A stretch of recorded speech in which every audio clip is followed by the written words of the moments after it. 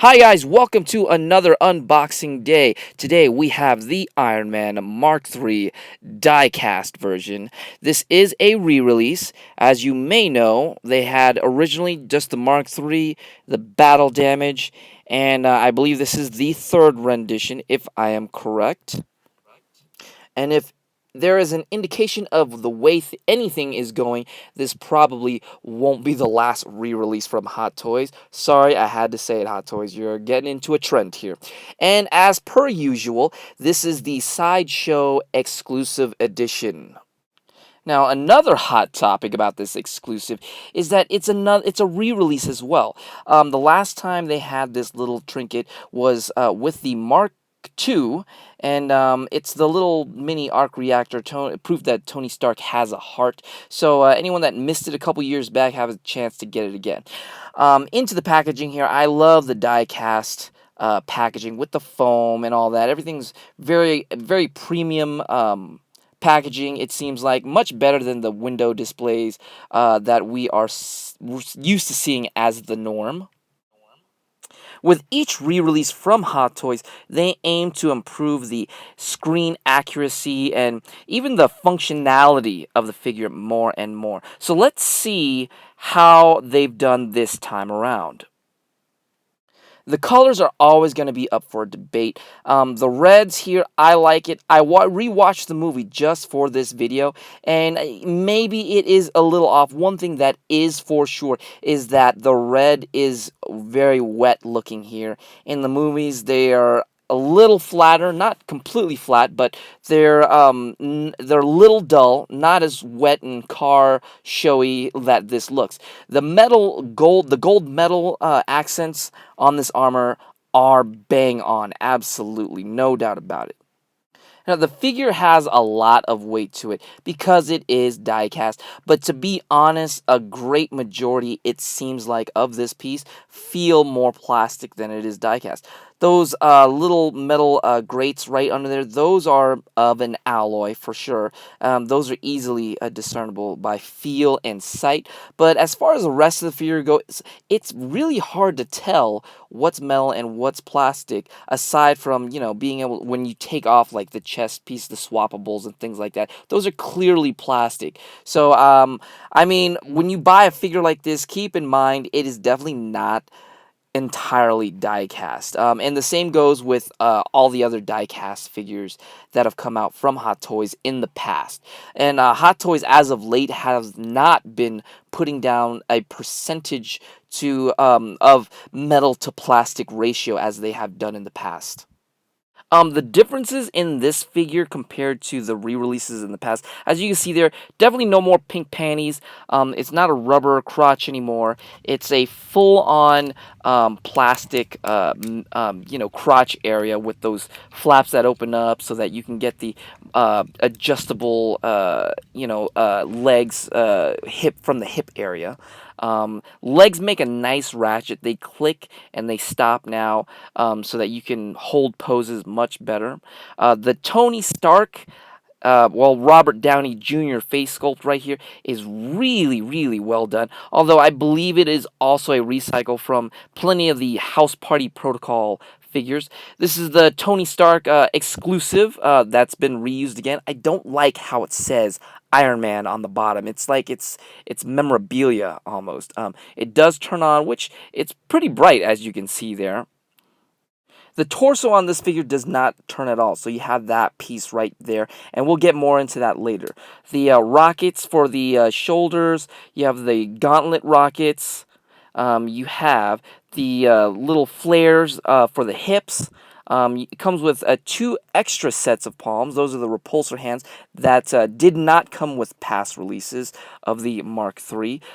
These right here are the articulating fingers, which I've already taken the liberty of attaching to the figure.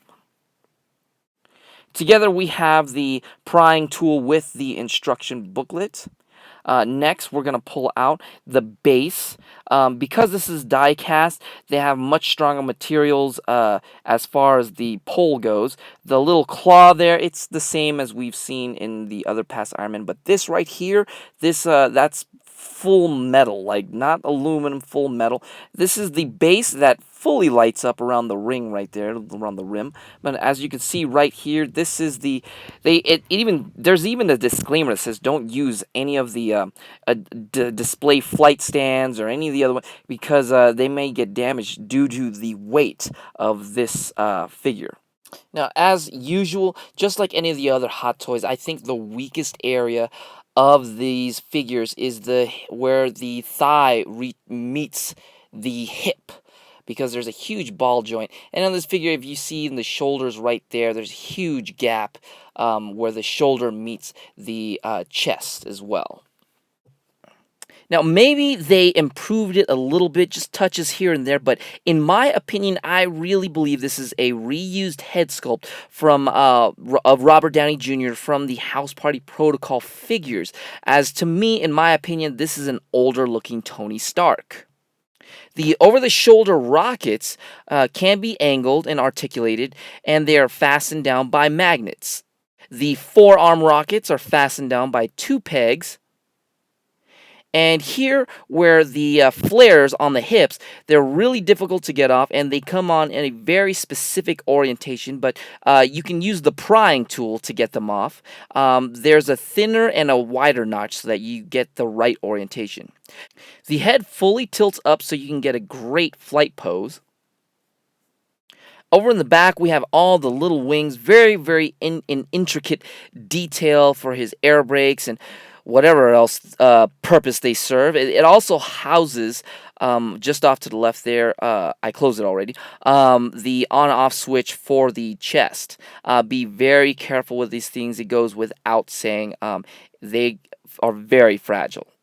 So most of the figure moves and articulates in a traditional fashion. Some of the things here they've done differently than we've seen in the last Hot Toys. Like, there's a scissor-like effect that the shoulder pads kind of have now, just so that you can get the arms up higher.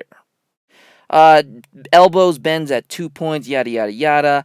And again, like some of the other figures, the little where the crotch area, you can fold these little flaps up so that you can get the legs up higher. It does kind of ruin the imagery and the illusion more. There's a button on the lower back just above his booty. It allows you to lower the legs and get even more articulation. And as I've stated in the past, no more pink panties, so you don't have to worry about that in the long term at least. More screen accurate is the rear legs right there. They open up in 2 places. Now, we're going to get into a little bit of the complicated area. You got to move the chest piece first. You see the little notches there, and the ab covering area piece right there to put this piece in. This is like the twisting midsection torso. There's a button there to release. And here's the button at the top of the actual figure. Be very careful with those flaps up there as you're pulling off. There's a lot of force that you got to give. There's another button if you skip one spine and detach that from the lower area of the body. Again, that click is very, very loud, and it is just as dangerous as it sounds.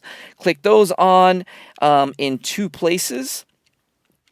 Of course, be careful with the hips area, because those little flaps are very dangerous as well. He's got a very strange twist right here, and mainly because this hip like twisting ab thing is really made for the 3-point landing, and I wish I could have been able to show you, but as you can see right there, I could not get the leg out high and wide enough. So it really disappoints me to say that I could not make it happen. And trust me, I tried. I lowered the hips, I raised the flaps as high as I could, but there was only a point of force that I just could not exceed before I felt like the figure was going to break. If you're able to recreate it, guys, tell me how you did it. Leave it in the comments below. Tell me if I'm an idiot for not being able to do it. Along with not being able to recreate the 3-point landing pose, there are a couple of other issues when it comes to articulation. The head does not turn very far left or right at all. And, just there's not very many poses that I was able to get it in. Now, as far as standing traditional museum poses, just a couple of hands raised here and legs higher than one leg forward, higher than the other, stuff like that. They're easy and simple to do. And fortunately, the figure looks great. Regardless, the only problem, like I said, with Hot Toys is that the joints are very exposed, especially in the hips area and perhaps even in the shoulders area. But other than that, this figure is spectacular. The RDJ head sculpt, even though it's an older version of him, go very well with the figure. You have no more pink panties. You get the repulsor hands now, a great fight pose. The paint is not completely accurate, but it does have a more slick, modern, premium, and for someone who is gonna buy this and own it, it's just gonna work better for them the way they did the paint. Now, Sideshow's exclusive edition has sold out, but you can still get the regular one from them for $310, and at other retailers, you may be able to find it for just a bit cheaper. I think it's a great value, actually, considering that, some of the other Hot Toys come with so much less and can be as much as $340, $350. So, and this one actually comes with a great deal of accessories and a great head sculpt as well.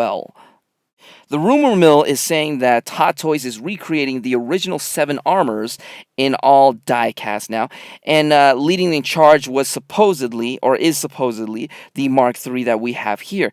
Hopefully we have a lot of good things to look forward to. So what do you guys think about these re-releases that Hot Toys has been doing as of late?